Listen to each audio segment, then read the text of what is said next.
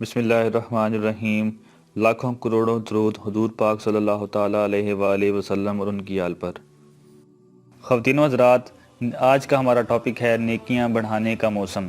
سردی ہو یا گرمی، ہر موسم عبادت کا موسم ہے، لیکن سردیوں میں کم وقت میں زیادہ ثواب کمانا نسبتاً آسان ہے۔ حضور پاک صلی اللہ تعالیٰ علیہ وآلہ وسلم نے ارشاد فرمایا، موسم سرما مومن کا موسم بہار ہے کہ ان میں دن چھوٹے ہوتے ہیں تو مومن ان میں روزے رکھتے ہیں، اور اس کی راتیں لمبی ہوتی ہیں تو وہ ان میں قیام کرتے ہیں، یعنی نوافل وغیرہ پڑھتے ہیں۔ شعب الایمان کی حدیث نمبر 3940۔ ہمارے بزرگان دین رحمۃ اللہ تعالیٰ موسم بہار کی آمد پر خوش ہوتے اور اسے عبادت میں اضافے کا موسم قرار دیتے، جیسا کہ حضرت سیدنا عبداللہ بن مسعود رضی اللہ تعالیٰ عنہ موسم سرما کی آمد پر فرماتے، سردی کو خوش آمدید، اس میں اللہ عز و جل کی رحمتیں نازل ہوتی ہیں کہ شب بیداری کرنے والوں کے لیے اس کی راتیں لمبی اور روزہ دار کے لیے دن چھوٹا ہوتا ہے۔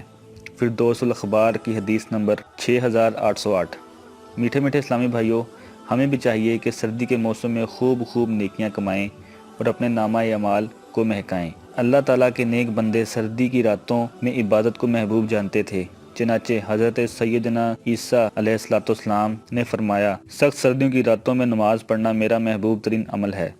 امیر المومنین حضرت سیدنا عمر فاروق رضی اللہ تعالیٰ عنہ نے فرمایا، سردی کا موسم عبادت گزاروں کے لیے غنیمت ہے۔ حضرت سیدنا صفوان بن سلیم رحمۃ اللہ تعالیٰ گرمیوں میں گھر کے اندر اور سردیوں میں چھت پر نماز پڑھتے تاکہ نیند نہ آئے۔ حضرت سیدنا عبید بن عمیر رضی اللہ تعالیٰ عنہ موسم سرما کی آمد پر فرماتے، اے اہل قرآن، تمہاری قرات کے لیے راتیں لمبی ہو گئی ہیں تو تم ان میں قیام کرو، اور تمہارے روزوں کے لیے دن چھوٹے ہو گئے ہیں تو تم ان میں روزے رکھو۔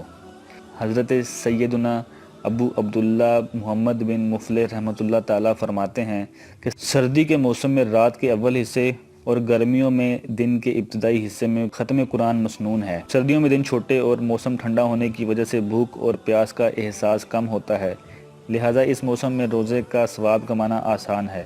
نبی رحمت شفیع الامت صلی اللہ تعالیٰ علیہ وآلہ وسلم نے فرمایا، سردی کے روزے ٹھنڈی غنیمت ہیں۔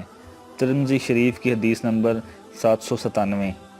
سردی کی وجہ سے نماز میں سستی مت کیجیے، بلکہ سردی کی مشقت پر صبر کر کے افضل اعمال احمازوہا، یعنی افضل ترین عمل وہ ہے جس میں مشقت زیادہ ہو۔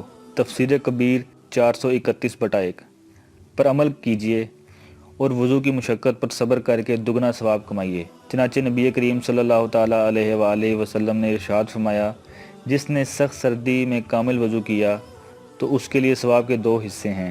مجمع الزوائد کی حدیث نمبر 1217۔ مشقت کے وقت وضو کرنے والے کو قیامت کے دن عرش کا سایہ نصیب ہوگا۔ ماشاءاللہ، جزاک اللہ۔ اگر آپ کو ہماری ویڈیو پسند آئی ہے تو اپنے دوستوں کے ساتھ شیئر کیجیے، اور مزید اچھی ویڈیوز کے لیے ہمارا چینل سبسکرائب کیجیے۔